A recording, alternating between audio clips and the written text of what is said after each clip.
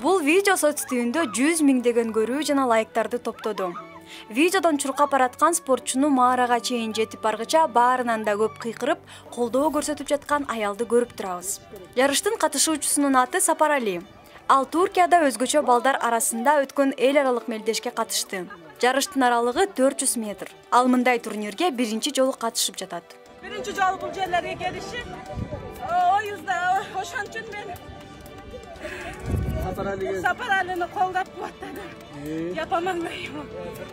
Менталдык өзгөчөлүгү түрдүү болгон өзгөчө балдар арасындагы таймаш Түркия Республикасынын 100 жылдыгына карата Стамбул шаарында өттү. Мелдешке түрк тилдүү 10 өлкөдөн келген 200гө жакын спортчу катышты. Кыргызстандын атынан мелдешке сууда сүзүү, стол тенниси жана жеңил атлетика сыяктуу дисциплиналар боюнча 3 алтын, 9 күмүш жана 4 коло медаль жеңген 16 спортчу катышты.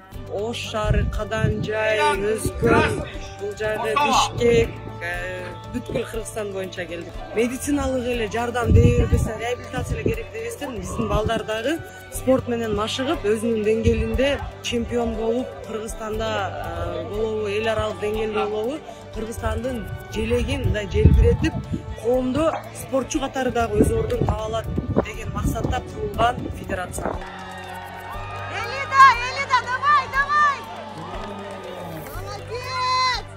Кыргызстандын өзгөчө спортчуларынын федерациясы Касфет жакында гана түзүлгөн.